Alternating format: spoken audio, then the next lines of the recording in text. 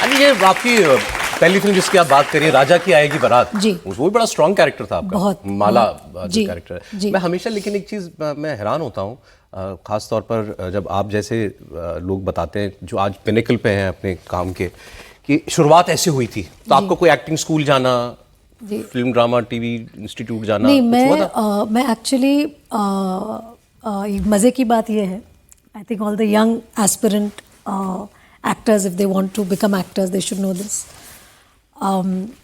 Picture मुझे offer हुई थी क्योंकि एक अदाकारा ने वो फिल्म नहीं की, तो उन्होंने छोड़ दी पिक्चर, तो वो फिल्म मुझे आ गई।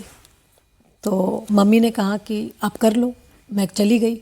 स्क्रीन टेस्ट किया, बहुत ही ख़राब था। मम्मी ने वापस प्रोड्यूसर को जाके कहा कि बहुत ही गंदी है, मत लो पिक्चर, मतलब डुबा देगी। पता नहीं बोल दिया मत लो इसको। तो फिर प्रोड्यूसर जो कि मम्मी के दोस्त भी थे, सलीम अख्तर, वो अभी खैर नहीं है इस दुनिया में।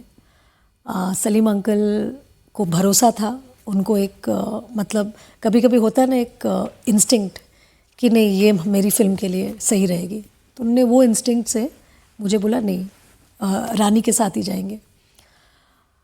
तो जब डिसीजन हुआ कि मुझे फिल्म करनी है, तब मुझे एक्टिंग के बारे में कुछ आता नहीं था, मैंने कभी सोचा भी नहीं था कि मुझे ये लाइन में जाना है। तो उन्होंने बोला चलो ठीक है, अभी शूटिंग 2 महीने में है, आप एक्टिंग क्लास ज्वाइन कर लो। तो मैं रोशन तनेजा साहब के साथ पास गई, तो पापा मेरे साथ थे।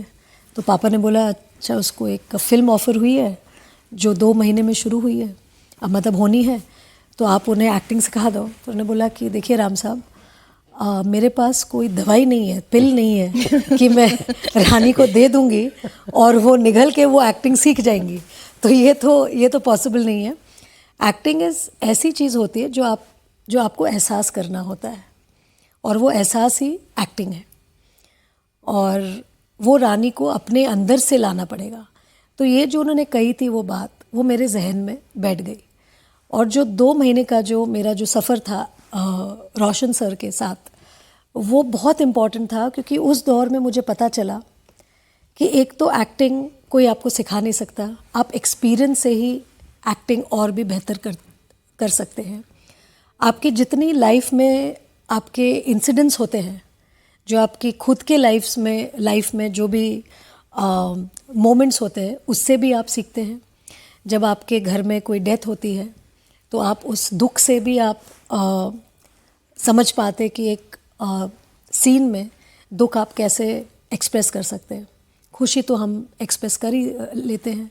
लेकिन एक फिल्म आपकी ऐसी है जो मुझे लगता है कि बहुत डिफ़िकल्ट है, और मैं इमेजिन ही नहीं कर पाई कि कोई एक्ट्रेस इतनी खूबसूरती से इस रोल को कैसे प्ले कर सकती है। ब्लैक। बिल्कुल, आप कैसे समझ गई? क्योंकि मुझे भी खुद यही लगता था और मैंने संजय से कहा भी था कि संजय आपने कैसे मुझे चुना, क्योंकि मैं खुद नहीं अपने आप को इस रोल या इस किरदार में आप बाकी सारे दुख एक्सपीरियंस कर सकते हैं, लेकिन देख ना पाना, सुन ना पाना, बोल पाने की क्षमता ना हो पाना, और फिर उसे पर्दे पर उतारना, जी, कैसे आपने तैयारी की थी? क्या सोचा था आपने इस रोल को प्ले करते वक्त? सोचा तो कुछ नहीं था, क्योंकि कुछ सामने कोई एग्जाम्पल या वैसा तो कुछ है नहीं, बट संजय के द्वारा, संजय ने मुझे इनसे बहुत ऐसे लोगों से मिलाया जो हेलन केलर इंस्टीट्यूट के थे।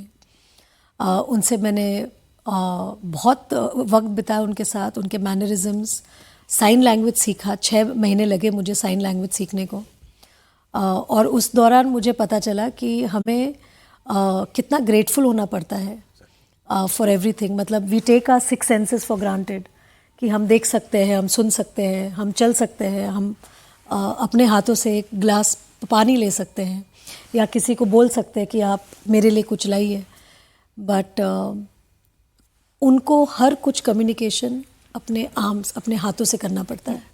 तो वो चीज़ मुझे उस वक्त एहसास हुआ कि you have to be grateful for all the little things